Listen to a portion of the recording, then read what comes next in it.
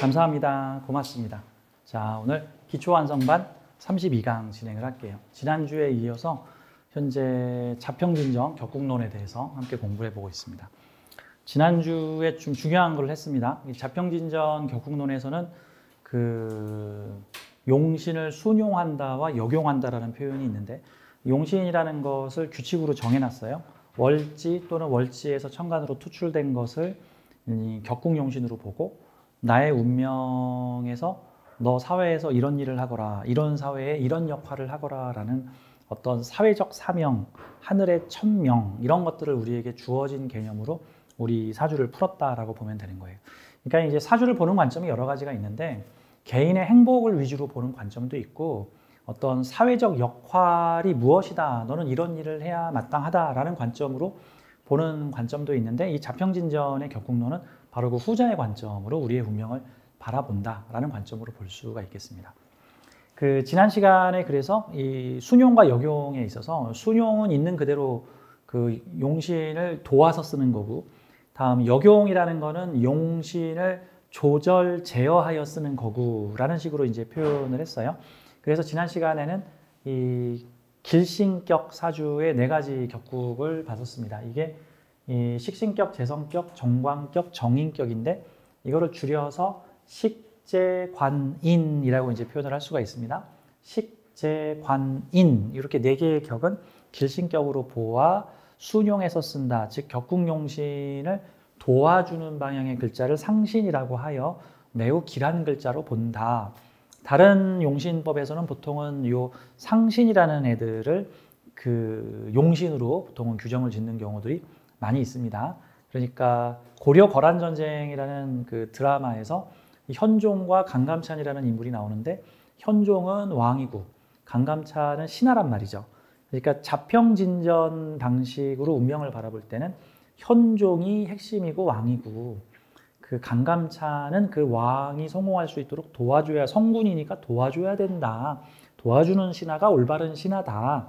라는 형태로 이제 보는 건데, 근데 어떤 사회적, 역사적 숙명을 배제하고, 난 그런 거 모르겠고 그냥 내가 개인적으로 행복했으면 좋겠어요, 내가 잘났으면 좋겠어요 라는 측면에서 보자면은 현종과 강감찬 중에서 강감찬을 더 주인공으로 본다. 사실 그 고려 거란전쟁의 주된 포커스는 강감찬을 중심으로 움직이고 있죠. 현종도 매우 높은 비중으로 다루어지고 있지만, 그러니까 개인의 입장으로 봐서는 강감찬이 용신인 거고, 사회적 임무 역할적 관점에서 봐서는 현종이 용신이다. 이제 자평진전식으로 그 드라마를 해석하면 운명을 바라보는 방법은 그렇습니다. 자, 길신격 4가지에 대해서 지난 시간에 같이 공부를 해봤고요. 식재관인, 그래서 2개의 상신이 존재하고 이렇게 격을 깨는 십성이 있을 경우에는 이거를 파격으로 본다 같은 거예요. 그러니까 파격의 조건은 완벽한 성격이라는 것은, 사주에서 성패를 나눈다 그랬죠. 격국용신론에선 완벽한 성격의 사주들은 요 용신도 있고, 용신을 돕는 2개의 상신도 있고, 요 격을 깨는 십성이 없으면 합격이에요. 근데 이제 그럴 확률이 20개 중에 1개 정도 될까 말까 한다. 그래서 현대사주학에서는 성격이냐 파격이냐를 굳이 그렇게 따지지 않는다. 모든 사주가 다 할 일이 있다. 한마디로 이 성격사주라는 거는 엘리트 사주라는 건데, 이것도 그렇게 말하면 그러면 성격이 좋은 거네요. 근데 엄밀히 말하면 300~400년 전의 엘리트를 말하는 거예요. 300~400년 전의 엘리트. 300~400년 전의 엘리트는 다 관료죠, 관료. 그래서 이 심여천 선생님의 이 자평진전이라는 책에 나오는 그 각종 샘플 명식들이나 소개하는 명식들이 전부 다 관료들이에요. 그 시대의 관료. 그러니까 아시아에서 당시 중국이 거의 뭡니까? 지금으로 치면 미국이죠, 미국. 그러니까 지금 사주책이 어떻게 나온 거야? 지금 요즘 버전으로 치자면 미국 행정부의 장기 집권 중인 핵심 인사 관료들의 사주를 분석했더니 이런 특징들이 있었군요. 라는 측면으로 봐야 되는 거거든요. 자, 여기서 이제 호신쌤의 숨은 지장간 상관성이 작동하여 문제의식을 좀 제기하자면, 호신쌤은 상관없지 않아요? 저는 지장간 상관이 있습니다. 지장간. 속으로 궁시렁대죠. 겉으로 잘 표현은 안 하는데, 근데 가끔 이런 자리가 되면은 제 속에서 궁시렁거리던 걸 얘기를 하는 거예요. 이런 거죠. 그러면 그 시대에 그 자평진전에 나오는 그 유명한 재상, 또는 어느 꽤 높은 지위에 올랐거나 상당한 권세를 가진 한마디로 그 당시 최고로 성공한 사람 뭐 한 베스트 뭐 한 50명쯤 뽑아가지고 이제 명식에서 소개를 하고 있는 건데 그럼 똑같은 동일 사주를 가진 사람들이 다 그 관료가 되었을까? 라고 한번 질문을 해보죠. 동일 사주자가 분명히 그 당시 전 세계 인구가 한 2, 3억 정도 했을 테니까 전 세계 2, 3억 인구 중이라고 치면 좋게 2, 3천 명 됐을 거라고 동일 사주자가 그럼 동일 사주자가 다 관료를 하고 있을까? 그러지는 않다는 거죠. 그럼 어떻게 봐야 돼요? 이 사주를 잘 활용하면은 관료 엘리트가 될 수 있겠구나를 말하는 건 맞는데 이 사주만 가지고 있으면 다 관료 엘리트가 되는구나. 그건 아닌 거예요. 필요 조건이냐 충분 조건이냐 같은 거를 말을 하는 거죠. 뭐 필요 조건은 될 수 있을지언정 그게 충분 조건은 아니라는 거예요. 그냥 이 사주만 있으면은 다 관료가 된다. 그 빅5 뭐 빅50 안에 들어갈 수 있다가 아니라 그 사주를 가지고 잘 활용하면은 이렇게 고위직 관리까지 될 수 있구나 같은 거죠. 뭐 좀 더 비유를 하자면은 정주영 회장님 제가 자주 얘기하죠. 이 정주영 회장님의 사주가 지금 살아계시면 120세 정도 됐을 텐데 한 100세 넘으셨을 텐데 동일 사주자에 대한 연구가 대한민국에서 꽤 있었어요. 왜냐하면 정주영 회장님의 사주는 워낙에 유명해서 많은 명리가들이 동일하거나 유사한 사주를 보면 서로 얘기들을 했거든. 저도 비슷한 분을 한 서너 분 정도를 봤습니다. 근데 그게 재벌의 사주다라고 볼 수 있는데 동일 사주자가 다 재벌인가? 아니죠. 그러니까 동일 사주자 중에는 동사무소 직원도 있고 제가 만나봤던 분은 60년 후에 태어나신 분이에요. 그분이 그 정주영 회장님이 을묘년생이기 때문에 지금 40대 을묘년생이 지금 나이가 한국식 나이로 50세입니다. 만 나이로는 49세나 48세 정도 되겠죠. 그러니까 그 현재 48세 정도 되신 을묘년생의 정주영 회장님하고 똑같은 사주를 가진 여성분을 만났는데 그분의 직업은 국무원이었어요. 근데 이제 조금 큰 부대에서 미군 부대에서 일을 하시는 한국인 국무원이셨습니다. 그리고 하는 일은 미군 부대 관리하는 일이었고 미군 부대 관리자였어. 그러니까 또 동일 사주 중에는 쌀집 주인도 있습니다. 자기 동네를 벗어난 적이 없고 자전거에다가 쌀을 싣고 다니면서 동네에 쌀 배달을 부지런히 하셨던 근면성실하셨던 분들. 그러면 동일 사주자는 공무원도 될 수 있고 공무원 된 건 뭘 쓴 거야? 그 월간에 떠 있는 관을 쓴 거고 식재를 쓴 거서 식재와 관을 섞어서 쓰면 사업을 하시게 되는 거고 크게 글로벌하게 하시면 재벌인 거고 동네를 벗어나지 않고 그냥 작게 하시면 동네 쌀집 주인인 거야. 그러니까 동네에서 좀 사는 부자 정도 되시는 거죠. 그러면 그 동네 쌀집 주인이 공부 좀 하고 욕망을 가지고 큰 세상에 나가서 장사를 했다면 더 큰 부자가 되지 않았을까? 그런 형태로도 볼 수 있는 거죠. 그러니까 같은 사주도 활용하기 나름인 거고 성격이 돼야만 부자가 되는 게 아니라 성격 된 사주 중에서도 활용을 잘한 사람들이 당시에 고위 관료가 됐던 것이다. 그래서 이 자평진전이라는 책은 당시 300~400년 전 중국의 고위 관료들을 대상으로 엘리트들의 사주 분석을 통한 규칙성을 만들어낸 일종의 논문이다. 이렇게 보면 좀 더 맞는 거죠. 아, 그 당시에는 이런 사주를 가진 사람들이 주로 관료들을 많이 했었구나. 그래서 그 관료들이 되는 사주 규칙을 만들어 봤더니 이렇게 길신격으로 파격되지 않고 이런 조건을 잘 갖추니까 비율과 확률상 고위 관료들이 되는구나 라고 우리가 지금 공부한 내용을 공부를 하고 있고 이거를 현대 시대에 맞춰서 이제 우리가 이거를 좀 활용을 해야 된다. 주의사항은 파격이라고 해서 나쁜 사주 아니고 앞날이 막힌 사주가 아니라 요즘 시대는 다 저마다 할 일들이 있다. 다 필요해서 만들어진 사주지 좋은 사주 나쁜 사주 아니다. 이런 관점으로 봐야 되는 겁니다. 자, 이제는 이제 합격사주, 폐격사주, 이제 정식 명칭은 흉신격이라고 하는 4개의 구조들을 좀 보도록 하겠습니다. 흉신격은 살상효인이라고 표현을 합니다. 그러니까 이거를 십성적으로 흉신이라고 하고 이게 월지를 차지하고 있으면 흉신격, 사주의 중심 테마를 옛날에는 격이라고 표현을 했어요. 격식 격자를 써서. 이게 중심 격이다, 중심 테마다. 이게 살상효인입니다. 살은 편관을 말하는 거고요. 주일살이죠. 상은 상관격을 말하는 거고 식신격과 다른 대비가 되는 거죠. 효라는 거는 정인격하고 비교가 되는 효신살이라고 해서 편인격이라고 이제 표현을 합니다. 옛날에는 편인을 갖다가 편인이라고 잘 안 부르고 좀 무서운 말을 써서 부르기도 했는데 효신살이라고도 표현을 했었어요. 좀 이제 안 좋게 얘기를 할 때 이 효신살 하면은 그 밑에 붙는 설명이 아주 또 무서운 설명이 들어갑니다. 어머니 잡아먹는 살, 이제 이런 식으로 해서 이런 자식이 효신살을 가진 아이가 태어나면 어머니를 잡아먹는다. 뭐 서로를 안 좋게 한다. 빨리 엄마 떠나서 서로에게 득이 되지 않으니 서로 떨어져라. 라는 되게 안 좋은 그 관념을 심어 놓고 있는데, 근데 이제 이런 고전적인 관념이 왜 이 편인을 갖다가 과거 사회에서 안 좋게 봤냐 하면은, 제가 지난 시간에 잠깐 식신에 대해서 설명을 하면서 옛날 사람들이 최고의 가치를 여겼던 게 뭐 부자 되고 권력 얻고 인정받고 이런 게 아니라 그건 소수의 엘리트들이 추구하는 거였고, 대부분의 사람들의 주된 관심사는 먹고 사는 문제였어요. 그러면 먹고 사는 문제에 가장 잘 바로 작동하는 십성이 뭐냐면 바로 식신이었던 거예요. 먹을 복. 아침은 먹고 다니냐? 식사는 하셨습니까? 이게 인사가 될 정도로 먹고 살기가 힘들었으니까, 옛날 시대에는. 그래서 근데 이 식신을 정면으로 딱 극하는 요소들, 억제하는 요소가 편인이었단 말이죠. 그래서 옛날 사람들은 세상에 먹고 사는 문제를 뒤엎다니, 그래서 밥그릇이 엎어졌다 해가지고 효신살 해가지고 편인을 상당히 부정적으로 봤습니다. 그런 요소죠. 그리고 현실에서는 좀 재밌는 게 있는데, 그 편인을 부정적으로 봄으로써 그 밥그릇을 엎는다고 해놓고 하는 짓거리가 바로 편인도식적인 일을 합니다. 그게 뭐죠? 편인을 나쁜 놈이라고 여겨서 정말로 편인을 나쁜 놈으로 만들어버리는 형태죠.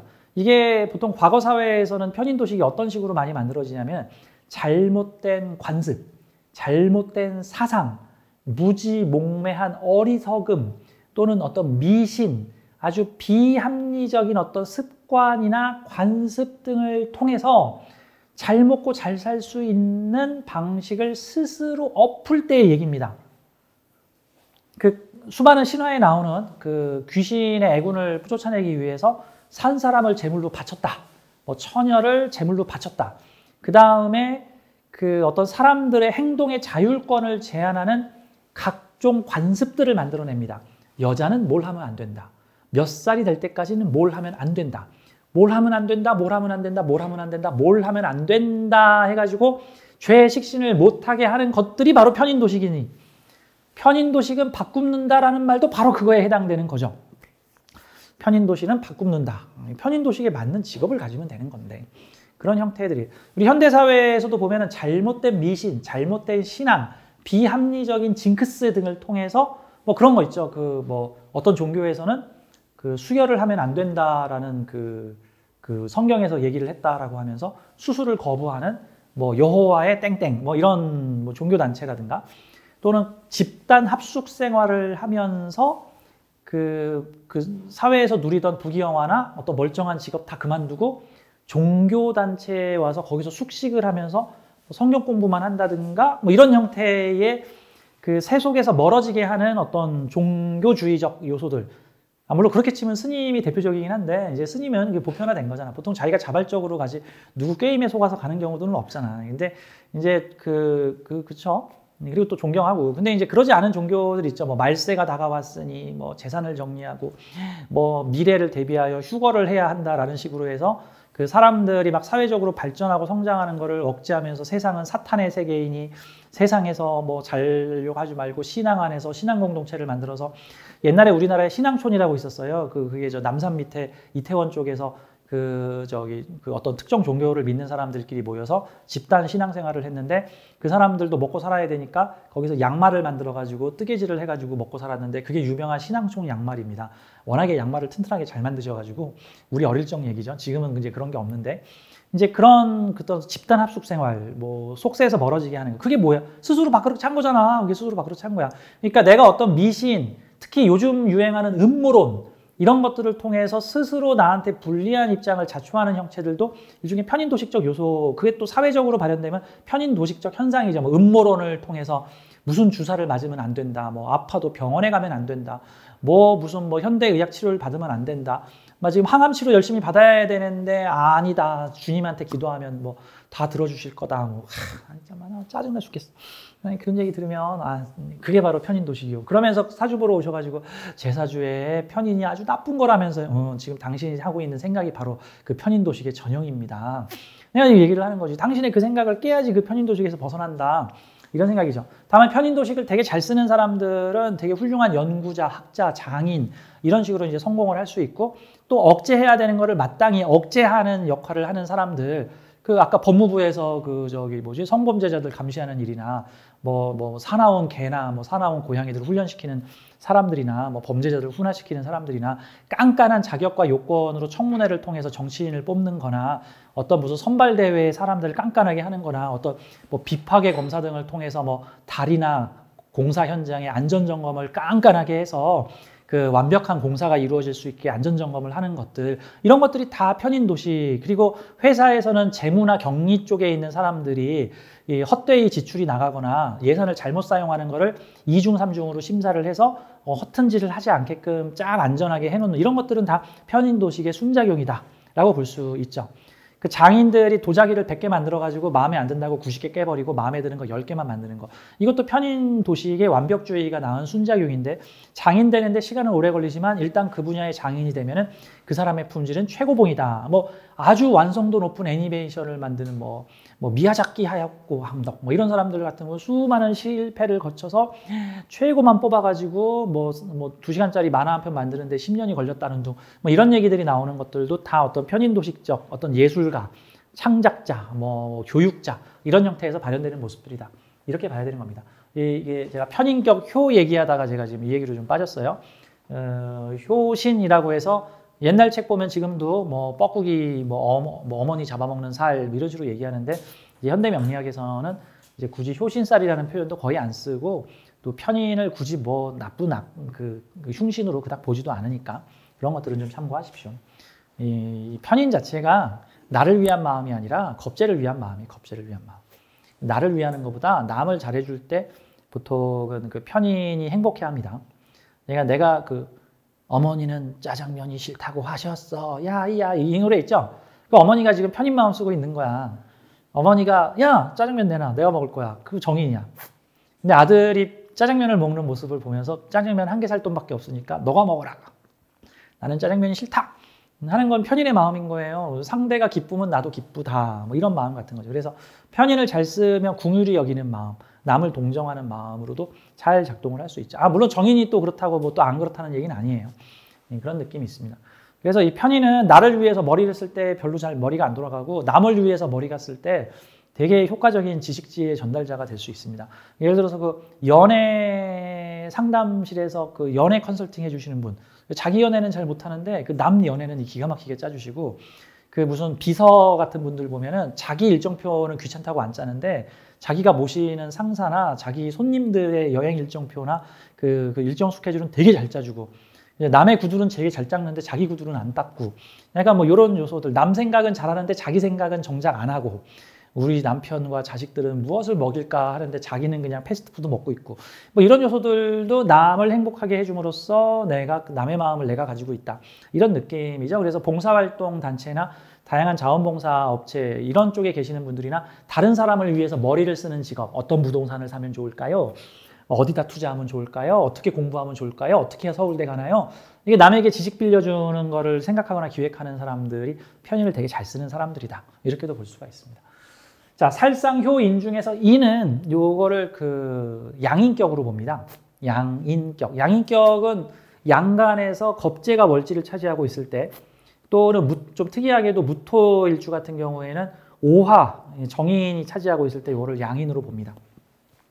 다만 이 무토일주의 양인격은 명리학 학파마다 조금 의견이 좀 다를 수 있습니다. 좀 넓게 보면 오화를 양인으로 보는 거고 좁게 보면은 그건 양인으로 볼 수 없다. 그냥 정인격으로 봐야 된다. 이런 의견들도 있는데 이 명리학이라는 게 일정 수준 올라가면은 학파마다 의견들이 달라질 수가 있어서 이거는 그냥 서로 존중을 해줘야 되는 거지 이건 옳고 이건 그르다라고 말하기는 좀 어려운 것 같아요. 자, 분류를 좀 보도록 하겠습니다. 편관격, 상관격, 양인격, 편인격이 있습니다. 자, 역용하는 방식이에요. 역용이라는 거는 그 왕이 폭군이면 신하가 왕의 잘못을 조절해줘야 된다라는 개념을 가지고 있습니다. 왕이 성군이면 왕이 하는 일을 돕고 왕을 보호해야 한다. 이게 신하의 도리다라는 개념이고 왕이 광해군이나 연산군이나 좀 광해군을 좋아하긴 하는데 뭐 아무튼 폭군이다. 뭐 왕이 전두환이다. 그러면 우리 카카 최고 땡전 하면 단기적으로는 좋겠지만 이 사회적으로 봤을 때는 전두환 만세 해버리면은 이거 내가 10년 전에 이런 말 했, 30년 전에 이 말 했습니다. 잡혀갔죠 이제. 뭐 그런 요소죠. 땡전이 뭐예요? 그게 폭군을 아부하는 거죠. 아부가 뭐예요? 생하는 거죠. 폭군 더 폭군 짓 하라고 같은 거죠. 그럼 폭군을 만났으면 올바른 그 상신, 신하의 자세는 전하 그러시면 아니되옵니다 같은 거죠.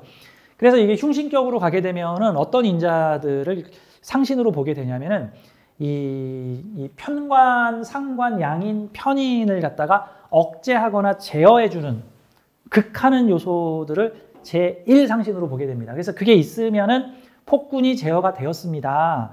좀 괴팍한 성격을 가지고 있지만 저 성격만 고치면 다른 건 되게 잘하는데 그거를 조절했습니다. 재화를 했습니다. 이런 요소가 돼서 그래서 흉신이 재화되면은 열, 길신 안 부럽다.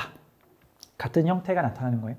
대체로 길신들이 모여있는 사주의 형태를 뭐 모델링 하자면은 대체로 순조롭게 꽃길을 걸어온 사람들의 모습이라고 본다면은 흉신을 재화해서 쓰는 사람들은 역경을 이겨내고 어려움을 극복하면서 악조건을 이겨냄으로써 그 어떤 인생을 잘 살게 되는 어떤 그런 스토리라고 볼 수가 있죠. 사실 짜릿하기로는 이 흉신격들이 인생이 훨씬 짜릿하죠. 그런 거죠. 자, 우선 편관격을 좀 보도록 하겠습니다. 자, 편관격은 기본적으로 정관이 좀 더 강하게 짜릿하게 나온 편중된 관성이라는 게 편관이죠. 편중된 관성이니까 관이 나를 보호하기도 하지만 나를 너무 세게 때리기도 하는 약간 좀 그 기후로 비유하자면은 약간 예측이 잘 안 되는 기후 뭐 이런 거. 갑자기 막 해가 쪄서 날이 좋다가 갑자기 막 폭풍우가 때리기도 하다가 약간 이런 듯한 모습이라고 볼 수 있죠. 이 편관을 직장성으로 쓰게 되면 조직이 좀 나를 되게 편하게 잘 대해주기도 하다. 갑자기 긴급 사태가 발생해서 나를 힘들게 할 수도 있고 또 직장 상사로 보게 되면 나한테 잘해주다가 너 갑자기 뭐 또 돌발적으로 막 나를 힘들게 하거나 나한테 스트레스를 주거나 막 나를 막 이렇게 높은 자리에 올려주다가 갑자기 단칼에 나를 잘라버리기도 하고 뭐 이런 형태들이 나타날 수도 있죠. 그래서 상시적으로 쓰기가 좀 그렇죠. 음식으로 치면 자극적인 음식에 비유할 수 있죠. 그러니까 집밥은 자극적이지 않은 음식이라서 맛은 뭐 별로지만 매일 먹을 수 있지만 가끔 외식을 하고 싶어요라는 거는 편관을 경험하고 싶다라는 거죠. 그러면 좀 자극적인 고기, 뭐 자극적인 양념이 들어있는 보통 자극적인 음식을 처음 먹을 땐 맛있다라고 표현하는데 그거를 일주일 내내 먹어야 되면은 괴로울 수 있죠. 그래서 원래 이 편성은 좀 장기적으로 쓰는 데는 좀 다소 좀 문제가 있을 수 있어요. 그러니까 직장으로 치면은 그래서 이 편성을 직장으로 쓸 때는 프로젝트적 직장, 좀 안 좋게 쓰여지면은 그 임시직, 뭐 계약직 이런 형태로도 많이 발현될 수도 있습니다. 임시직, 계약직이라고 해서 다 나쁜 건 아니에요. 전현무 씨는 계약직인데 잘 벌잖아. 뭐 영화 감독은 계약직이잖아. 다 영화 감독이 월급 받아요. 뭐 방송 PD는 월급 받을 수 있는데 영화 감독은 프로젝트성이잖아. 영화 같이 찍을 동안은 돈을 받고 영화 흥행 성공하면 많이 받고 흥행 성공 못하면 조금 받고 이런 형태들에서 이제 나올 수가 있는 거죠. 확 좋거나 확 안 좋거나 이런 형태들이죠. 금융으로 치자면 리스크 많은 금융, 확 부자가 될 수도 있는데 원금을 쫄딱 날릴 수도 있는 약간 위험한 투자, 뭐 이런 형태들로 볼 수가 있죠. 편관격은 편관을 조절해 줄 수 있는 데 능력이 필요해요. 이 편관을 조절할 수 있는 능력. 식신 또는 상관이 됩니다. 보통 1순위를 식신으로 봐요. 옛날 사람들은 이 상관에 좀 알레르기가 있어가지고 상관을 상신으로 쓸 때는 좀 주의. 나쁜 놈은 나쁜 놈으로 해결한다는데 그 나쁜 놈이 만약에 야합을 해봐요. 골치가 아프거든 이제. 이런 형태들이죠. 이 식신 1순위, 상관 2순위. 다만 또 이 상관 합살이라는 것도 또 존재를 하기 때문에 상관 합살인 경우에는 그 일타쌍피로 이의제의로 문제를 해결했다. 오랑캐 문제를 다른 오랑캐로 해결을 했다. 뭐 이런 형태로 그래서 한 번에 두 개의 말썽쟁이를 다 해결했다. 뭐 이런 식으로 해결하는 거죠. 자, 이거를 제1순위 상신으로 보고요. 다음 2순위 상신이 있습니다. 2순위 상신은 편관의 기운을 빼는 거예요. 편관의 기운. 그러니까 그 흉신의 기운을 빼는 거야. 기운을 빼다, 설하다. 용신을 설한다라는 거고요. 편관격이 인성을 만나게 되면 정인이든 편인이든 인성을 만나게 되면은 요 관성, 이 편관의 어떤 독성을 인성으로 순화시켜서 쓸 수 있겠다. 이제 이런 형태로 이용을 하는 겁니다. 두 가지를 다 같이 갖추고 있다면 식신상관으로 편관을 적절히 제어하면서 인성으로 순화시키기까지 한다 같은 거죠. 평관을 쓰는 방법을 비유를 하자면 마치 이런 걸 비유를 할 수 있죠. 일본의 다큐멘터리를 보니까 이런 내용이 있어요. 일본에 섬이 되게 많은데 나라 자체가 섬나라죠. 일본의 어떤 섬